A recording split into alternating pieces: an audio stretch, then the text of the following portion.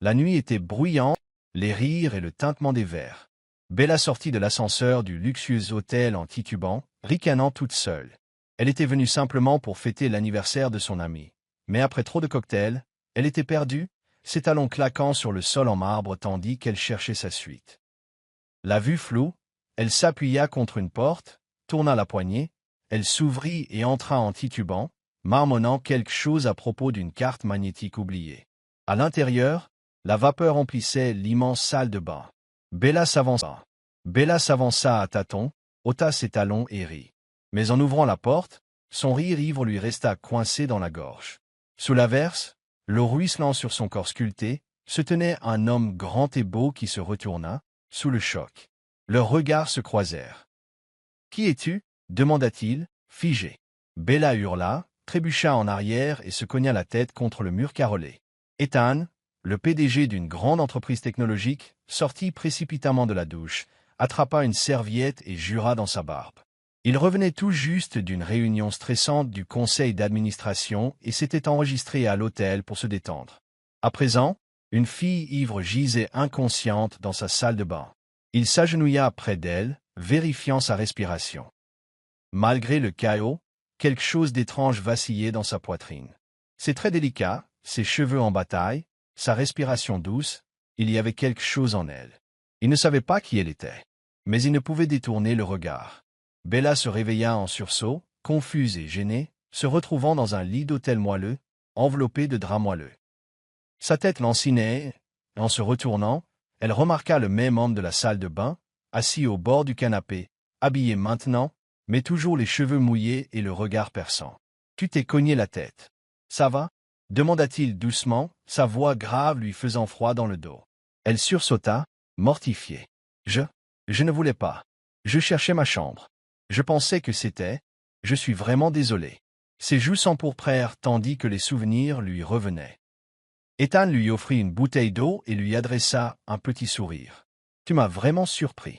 Peu de femmes se ruent sur ma douche. » La taquina-t-il, essayant de la calmer.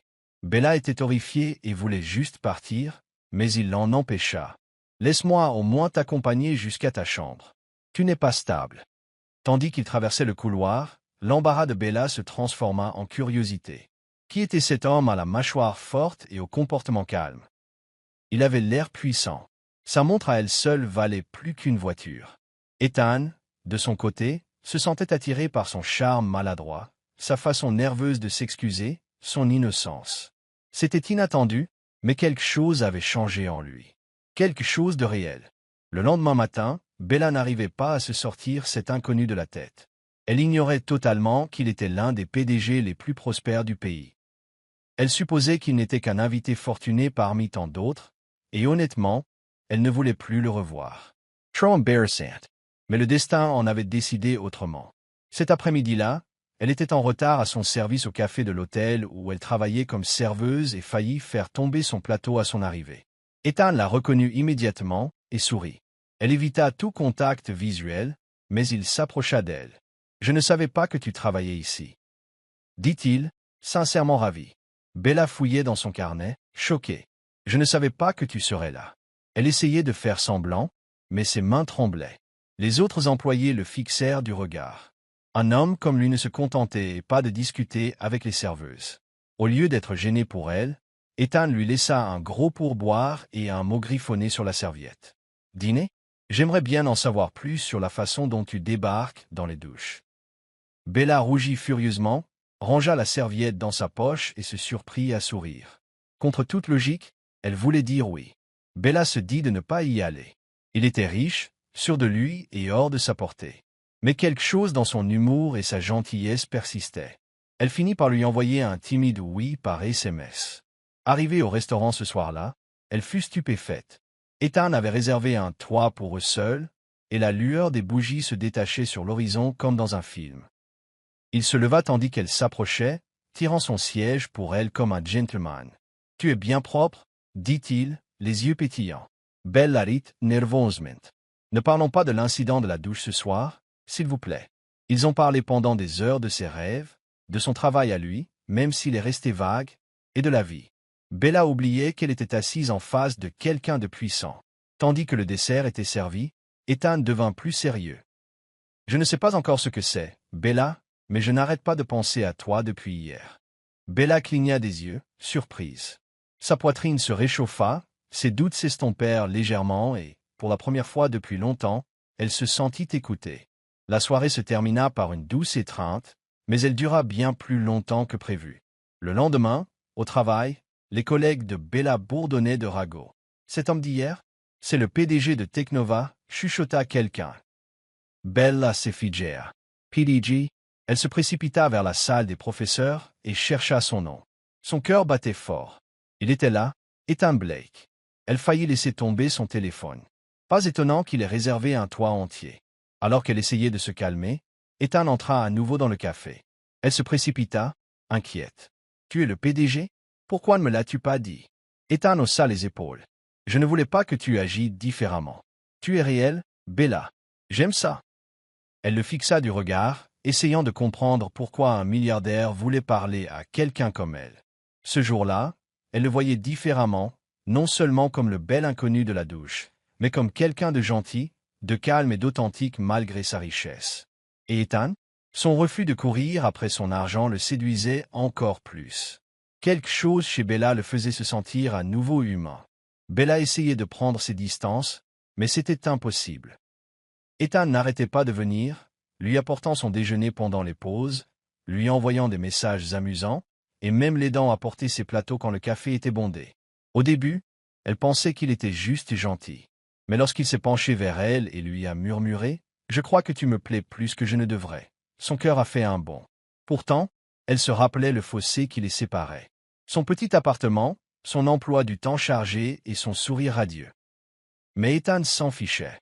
Un soir, il l'invita dans son appartement-terrasse. Elle hésita, mais y alla. Ce n'était pas pour l'impressionner. On se sentait comme à la maison. « Il ne s'agit pas de t'impressionner, » dit-il en lui offrant des pantoufles à la place du vin.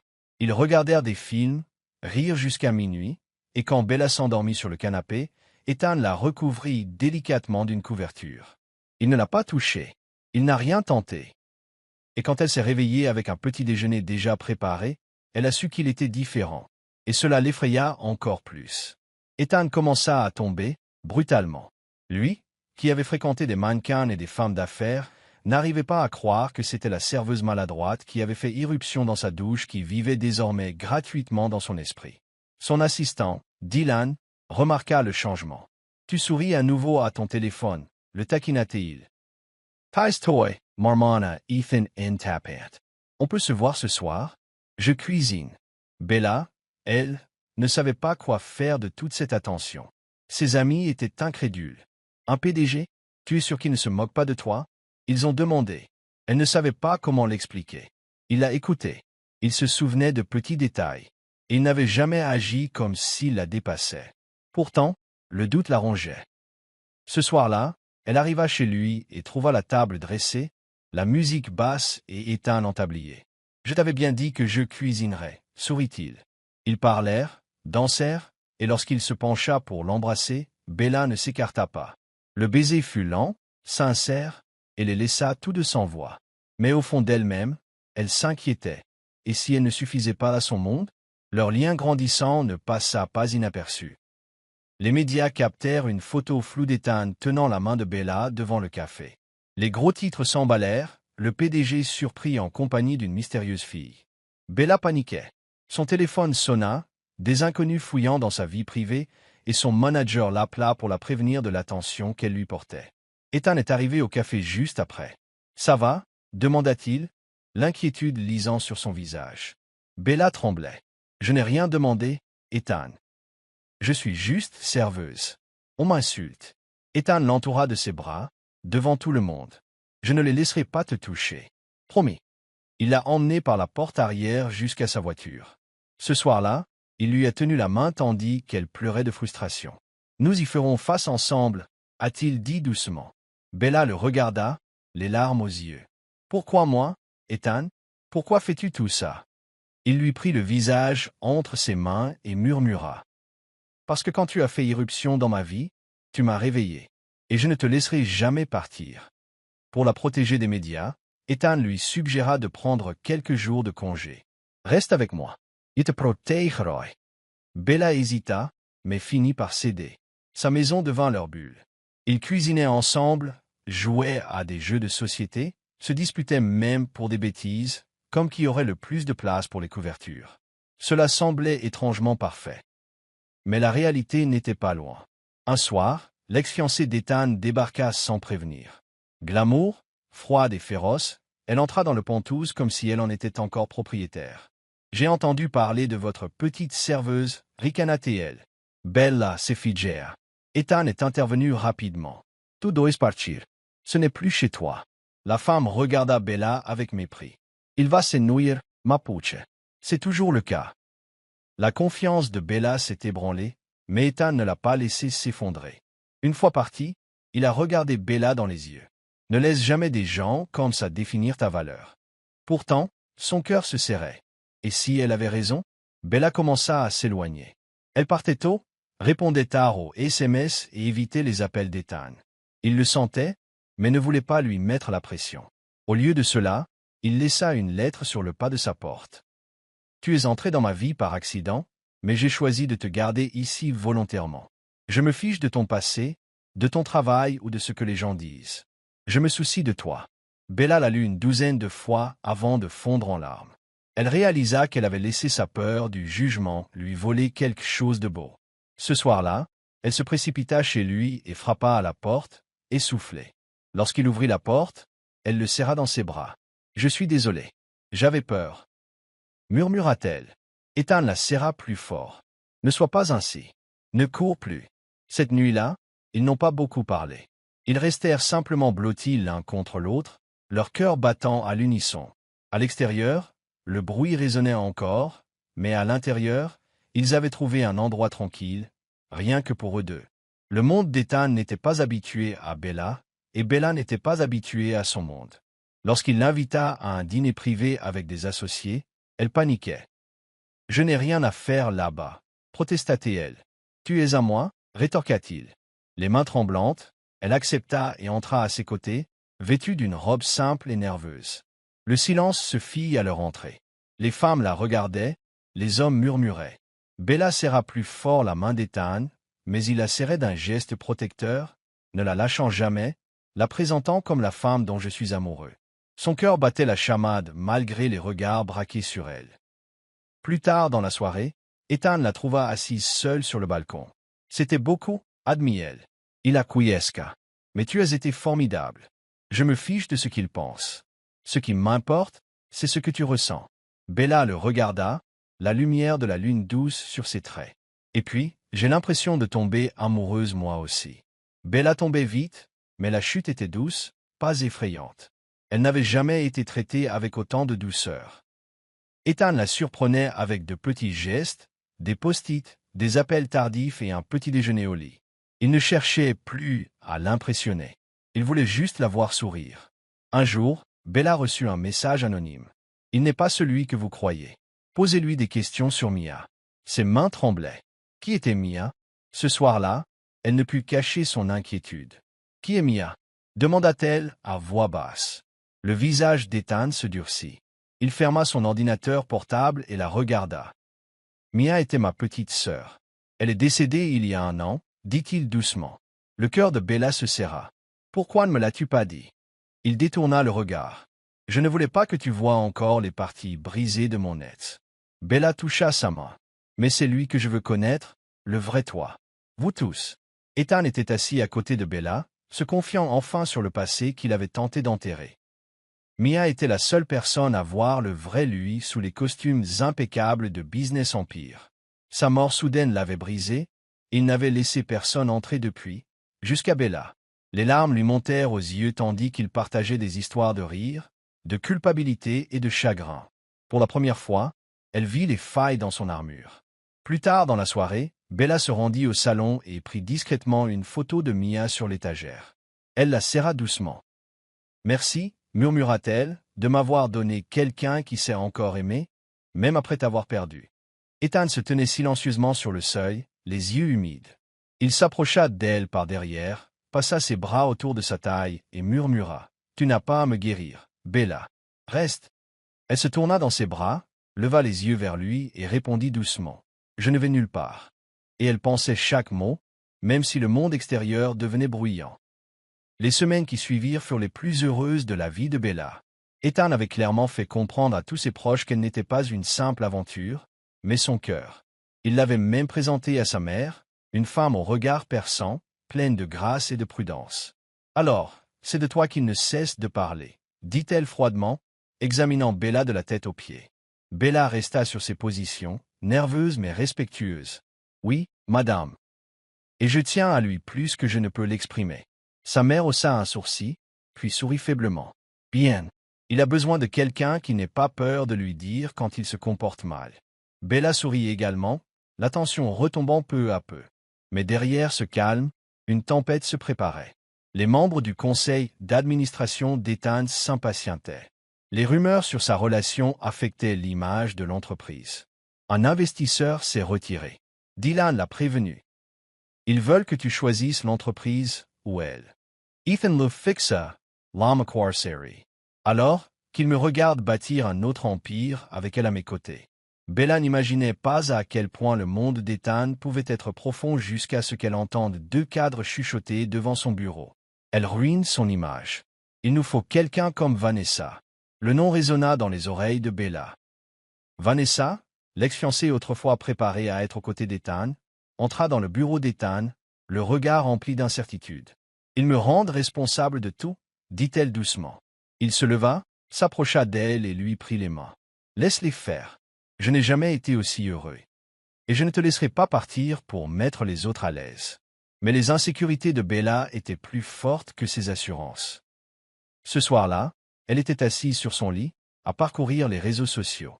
Des photos de Vanessa et d'Ethan datant d'il y a des années ont inondé Internet. Tenues parfaits, poses puissants. Et elle était là, une ancienne serveuse aux mains calleuses et vêtue d'une robe d'emprunt. Et si l'amour ne suffisait pas, Ethan remarqua le silence grandissant de Bella. Elle ne chantait plus sous la douche ni ne dansait dans la cuisine. Lorsqu'il lui demanda ce qui n'allait pas, elle haussa les épaules et sourit, sans plus. Mais il savait qu'il n'y avait rien de tel. Il lui prépara donc une surprise, une petite surprise que son cœur comprendrait. Il l'emmena sur un toit tranquille, où scintillaient des guirlandes lumineuses et où son plat préféré l'attendait. Il lui tendit une petite boîte, ni bijoux ni or. À l'intérieur se trouvait une minuscule clé. « De quoi ?» demanda-t-elle. « À notre petit café-librairie, sourit-il. Tu m'as dit un jour que tu rêvais d'un endroit où les gens pourraient lire, manger et se sentir en sécurité. Alors, nous le construisons ensemble. » Bella fondit en larmes. Non pas à cause du cadeau, mais parce que quelqu'un avait enfin écouté ses rêves. « Tu t'en souviens ?» Elle pleura. Ethan lui prit les joues en main et hocha la tête. « Tout chez toi mérite d'être rappelé. » À cet instant, elle réalisa qu'elle n'avait pas besoin d'être comme Vanessa. Il lui fallait simplement être elle-même.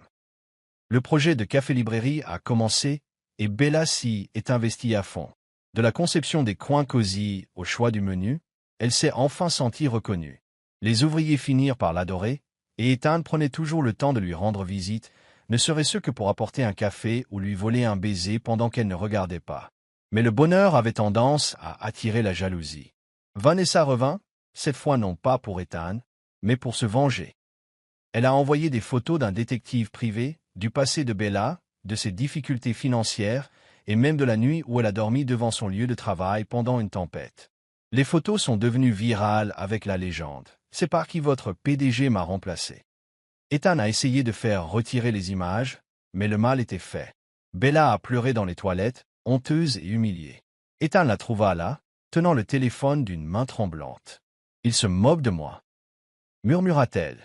Il s'agenouilla près d'elle, prit le téléphone et le fracassa contre le mur. « Alors laisse-les rire, parce que je te choisirai quand même. » À chaque fois, le scandale n'a fait qu'attiser la détermination de Bella à surmonter la haine. Elle est retournée au café le lendemain, la tête haute, le sourire aux lèvres, même si son cœur était encore douloureux. Les clients ont commencé à affluer, certains par curiosité, d'autres par soutien. Une jeune fille s'est même approchée d'elle et lui a dit « J'ai vu tes photos, et je te trouve courageuse. » Pendant ce temps, Ethan a essuyé des critiques lors d'une réunion du conseil d'administration. « Votre relation nuit à notre image de marque ?» a rétorqué un membre. Ethan se renversa dans son fauteuil et répondit calmement. Alors peut-être que notre marque a besoin d'une nouvelle image. Une image qui intègre l'authenticité et l'amour. Certains sortirent, mais quelques-uns restèrent et applaudirent. Ce soir-là, Bella se tenait devant le miroir, contemplant son reflet. Elle n'était plus la fille effrayée qui était entrée par hasard dans les toilettes d'un inconnu. Elle était plus forte maintenant, car Ethan l'avait vue au plus bas et l'avait quand même choisie.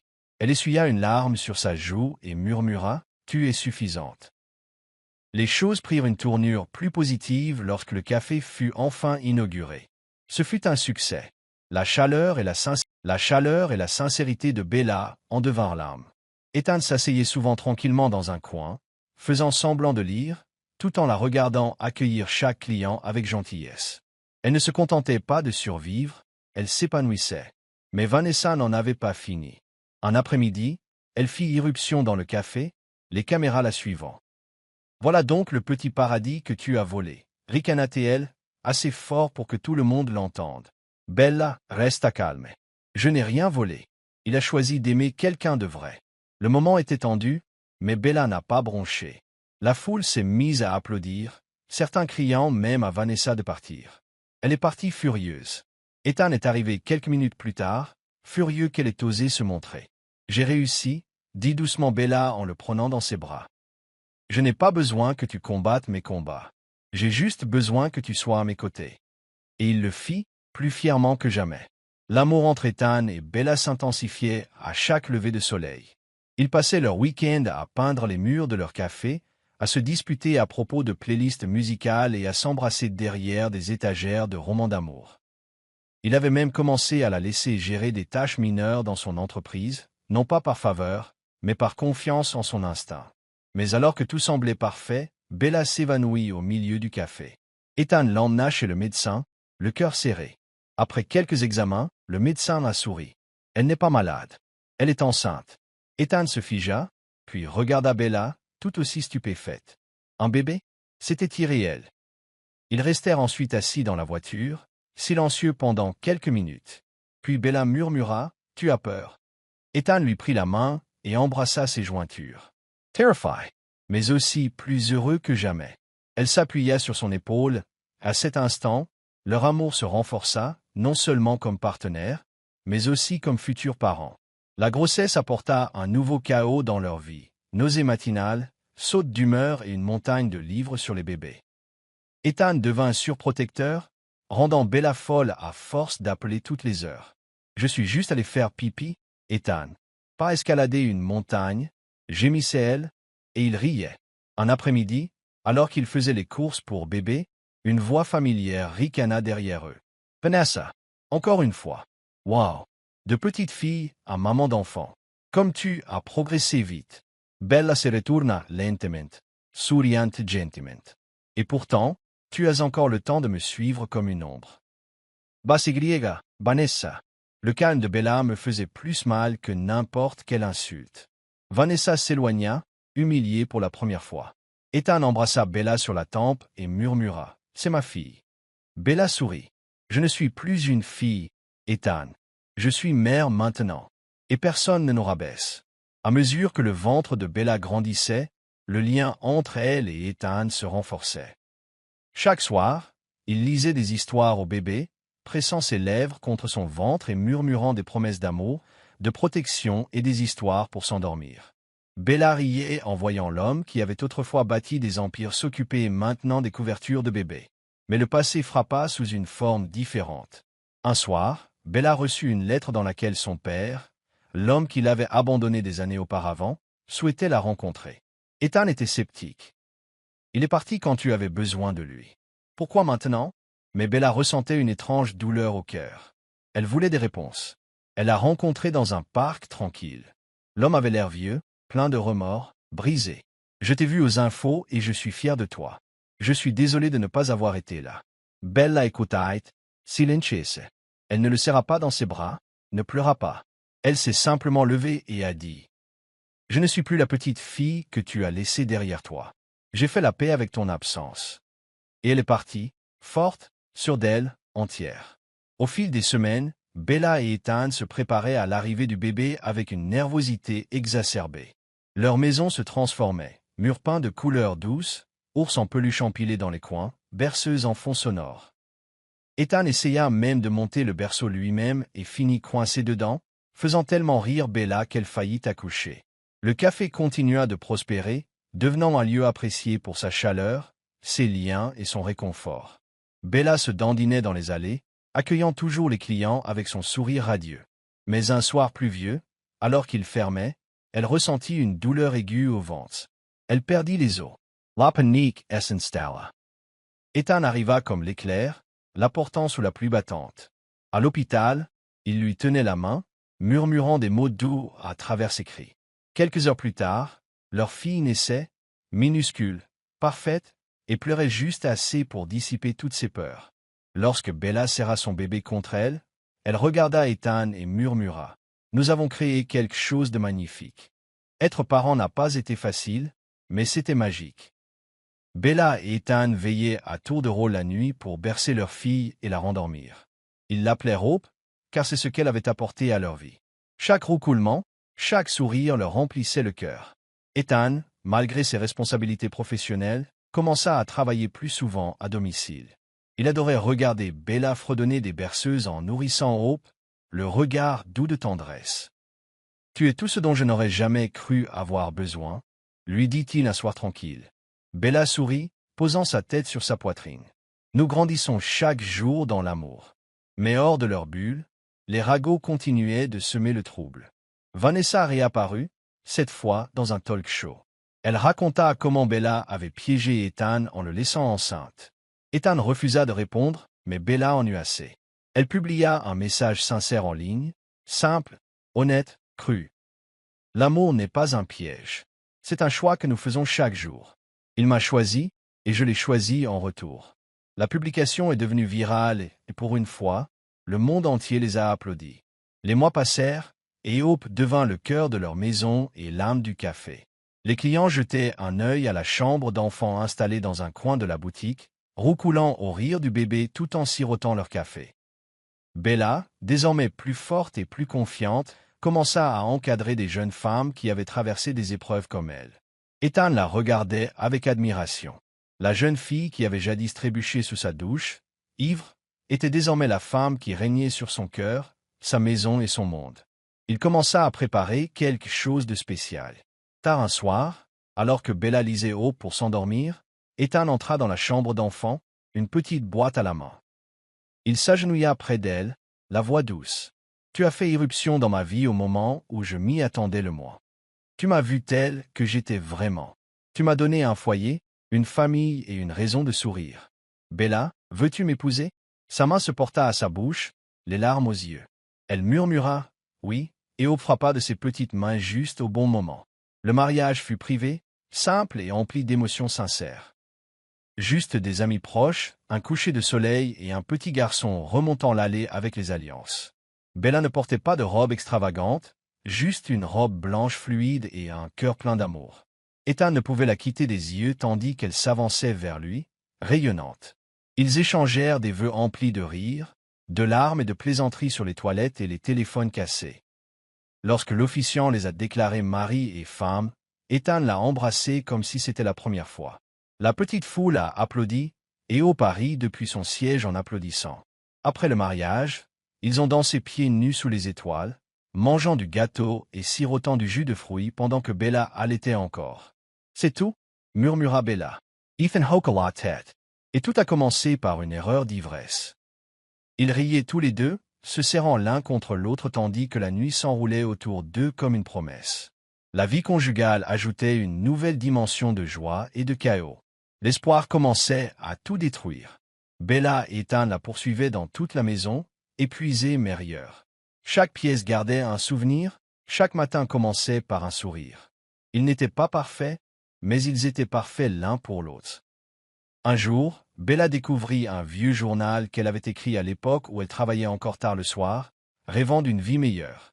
Elle lut ses propres mots et ne put s'empêcher de pleurer. Ethan la trouva dans le bureau, serrant le journal dans ses bras.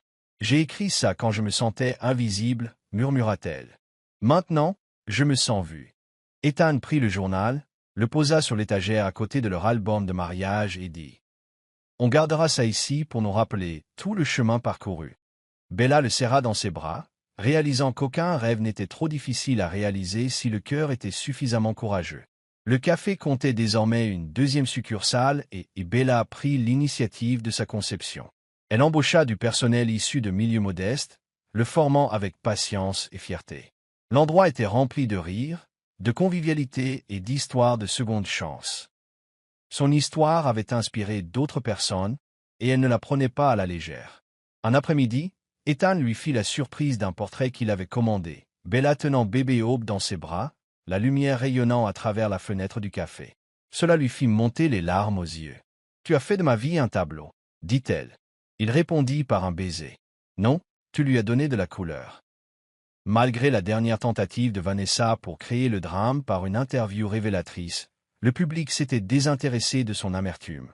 Bella et Ethan avaient surmonté le chaos avec amour et grâce, et leur histoire était devenue inébranlable. Les gens ne se souviennent pas de qui a essayé de vous abattre, confia Bella à un ami. Ils se souviennent de qui a tenu bon malgré tout. Les années passèrent doucement, enveloppant l'histoire d'amour de Bella et Ethan de 12 couches de chaleur. Hope était désormais une petite fille curieuse qui posait trop de questions et finissait toujours dans la farine quand Bella cuisinait.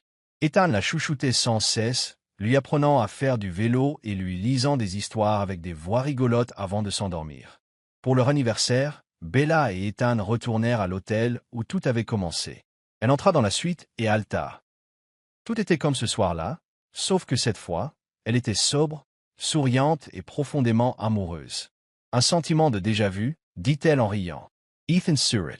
Sauf que cette fois, tu as le droit de faire irruption. Ils passèrent la nuit à danser, à se remémorer des souvenirs et à rire de la gêne de cette première nuit. Alors qu'ils se serraient l'un contre l'autre, Bella murmura. Nous étions un bel accident. Ethan l'embrassa sur le front. Non. Nous étions le destin, déguisé en erreur. L'histoire, commencée par un faux pas sous l'emprise de l'alcool, s'est terminée non pas par une explosion, mais par la paix. Bella et Ethan ont élevé leur fille avec amour, dirigé une entreprise fondée sur l'espoir et partagé une vie ancrée dans la bienveillance. Ils n'étaient plus deux êtres brisés qui cherchaient à se trouver. Ils s'étaient trouvés. Et les soirs calmes, quand le monde s'apaisait et que les lumières s'éteignaient, Ethan regardait toujours Bella comme il l'avait fait la nuit où elle l'avait surpris par hasard. Avec émerveillement, avec gratitude, avec un amour si profond qu'il n'avait pas besoin de mots. Parce que parfois, la vie ne commence pas dans des moments parfaits. Parfois, elle commence quand tout est chaotique, inattendu et réel. Et c'est ce qui a rendu leur histoire d'amour inoubliable. Une fille, une fête prénatale et un PDG tombés amoureux instantanément, pour toujours.